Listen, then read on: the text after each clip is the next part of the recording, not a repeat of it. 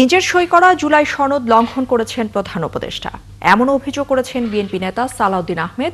বৃহস্পতিবার প্রধান উপদেষ্টার ভাষণের পর তিনি বলেন, সনদের মূল দলিল থেকে সরে গেছেন ডক্টর মোহাম্মদ ইউনূস। এদিকে দলটির মহাসচিব এক অনুষ্ঠানে বলেছেন, ভবিষ্যতে সংসদেই সবকিছুর সমাধান হবে। বিস্তারিত মাহিলা ইসলামের রিপোর্টে। আমরা জুলাই গণঅভ্যুত্থানকালে তৎকালীন অবশেষে চূড়ান্ত হলো গণভোটের দিনক্ষণ। নির্বাচনের দিনই গণভোটের ঘোষণা দিলেন প্রধান উপদেষ্টা। আগামী জাতীয় সংসদ নির্বাচনের দিনেই গণভোটের আয়োজন করা হবে। এই নিয়ে তাৎক্ষণিকভাবে বিএনপির পক্ষ থেকে প্রতিক্রিয়া জানান সালাউদ্দিন আহমদ। বলেন, সই করা জুলাই সনদের সাথে জারি করা আদেশে বহু গরমিল রয়েছে। আপার হাউস সংসদ ভোটারদের প্রাপ্ত ভোটার অনুপাতে হবে, সেই বিষয়টা তো এখানে জবরদস্তি করা হলো যে আপনি হয় পুরো হা বলবেন অথবা না বলবেন। এখানে কোনো দফাওয়ারি হা না বলার কোনো বিষয় নাই।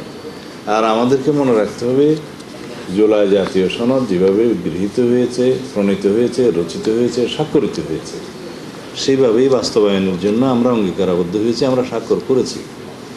এখান থেকে বিচ্যুত হওয়া মানে হচ্ছে এই জুলাই জাতীয় সনদের লঙ্ঘন করা, এবং লঙ্ঘন কে করছেন? যিনি মাননীয় প্রধান উপদেষ্টা নিজে স্বাক্ষর করেছেন তিনি।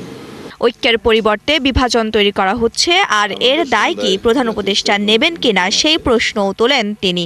যে আদেশটা আজকে জারি করা হয়েছে সেটার মধ্যে অনেকগুলো আছে নতুন তাদের মনের মাধুরী বিষয়ে অনেকগুলো এখানে প্রস্তাব করা হয়েছে। হয়তো এখানে কোনো পক্ষ খুশি হতে পারে, কিন্তু কথা হচ্ছে আমরা রাষ্ট্রের মধ্যে একটা ঐক্য সৃষ্টির পরিবর্তে কি অনৈক্য সৃষ্টি করতে যাচ্ছি? জাতীয়ভাবে কি আমরা কোনো বিভাজন সৃষ্টি করতে চাচ্ছি? এবং এই বিভাজনের দায় দায়িত্ব কি মাননীয় প্রধান উপদেষ্টা নেবেন? এদিকে এক আলোচনায় বিএনপি মহাসচিব বলেন, প্রধান উপদেষ্টা যে বক্তব্য দিয়েছেন তাতে দ্বিমত থাকতে পারে, তবে সংসদেই সবকিছুর সমাধান হবে।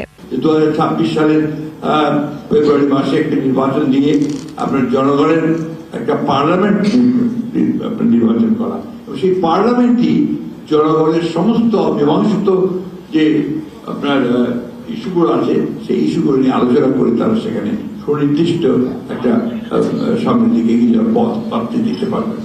নির্বাচনের পর সব দলের অংশগ্রহণের মাধ্যমে একটি জাতীয় সরকার গঠন করতে চায় বলেও জানান বিএনপি মহাসচিব। তাদেরকে সঙ্গে নিয়ে একটা জাতীয় সরকার গঠন করবার আমরা একটা প্রস্তাব দিয়েছি। মাহিলা ইসলাম, ৭১, ঢাকা।